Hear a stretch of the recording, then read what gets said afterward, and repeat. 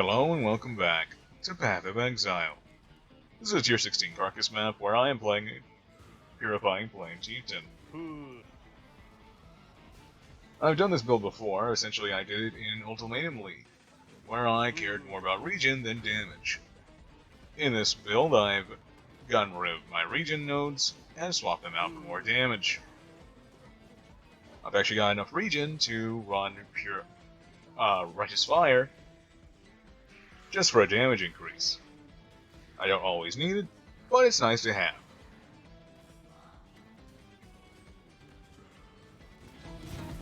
But just like last time, I run Haste and Vaal Haste. Now with the addition of Determination, Herald of Ash, Defiance Banner, and like I said earlier, Righteous Fire. That's just for the damage increase.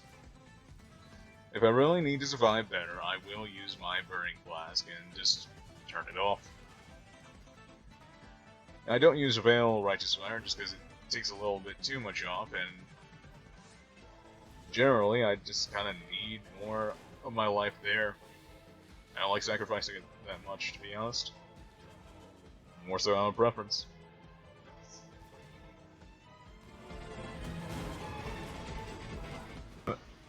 My Purifying Flame is supported by lifetap, meaning I spend life instead of mana. This is mainly so that I don't spend the high mana cost that comes with Purifying Flame or Wave of Conviction.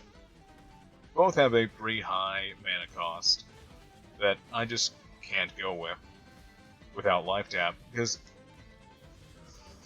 they just generally have a high mana cost. Sure, I could try compensating, but it just doesn't feel worth it. When I could just go for lifetap and run some regen. But my regen is through my uniques. I've got Voll's Vision, and I've got Immortal Flesh going. Immortal Flesh I can do without, but the Voll's Vision is almost mandatory to see the RF running. I've got that and the Tesalyu's drinking water, or whatever it's called. And essentially that just makes it good enough for me to run RF without really that much investment. Watch out next time when I'll make an RF build. No, I'm kidding. Or maybe I will. Nah. Anyways, the Purifying Flame is just kind of cast on enemies from a distance, spreading concentrated ground on the enemies, making them take more damage as long as the consecrated ground has already been there for a little bit.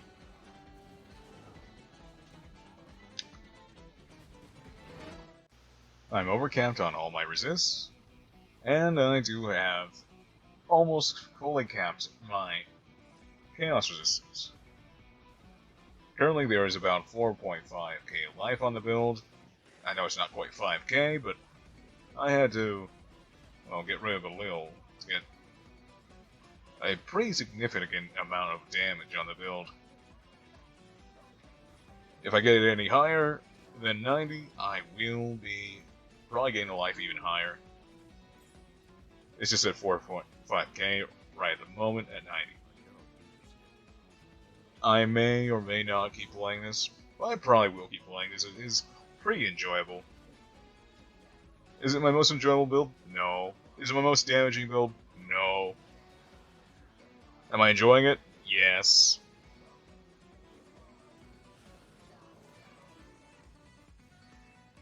Honestly, it kills things pretty quickly. I'm not trying to go fast.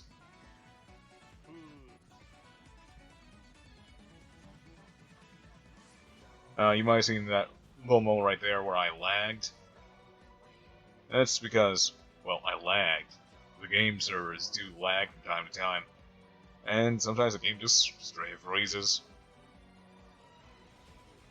Oh boy, poorly optimized engine. Don't you love it?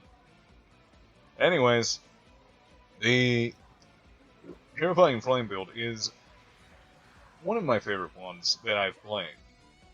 And it's nice to be playing it once again.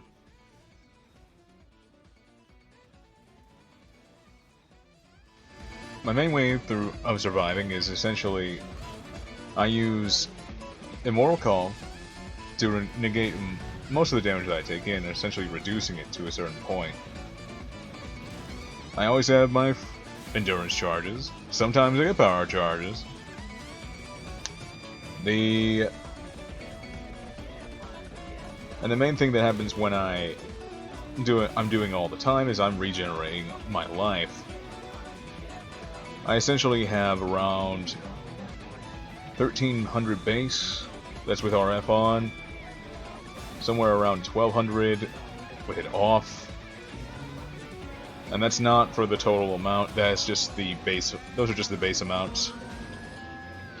Well, not on consecrated ground, but I am pretty much almost always on consecrated ground, because consecrated ground is what I create when I use my main skill. Personally, I wouldn't recommend League starting as this skill. Maybe if you've used it before, but if you want to just level up one of these characters, you can just go mule over a gem from the Templar, and then, well, good to go. Main thing I got to even start this build was the Martyr of Innocence. It's not required, but it's very nice to have. And you can even go with a scepter and a shield if you wanted to. But I just find that using the Martyr of Innocence gives me the most damage, and gets me to where I need to go. In conclusion, I do like this build. Is it my strongest? No. Is it the best? No. Should you play it? Up to you.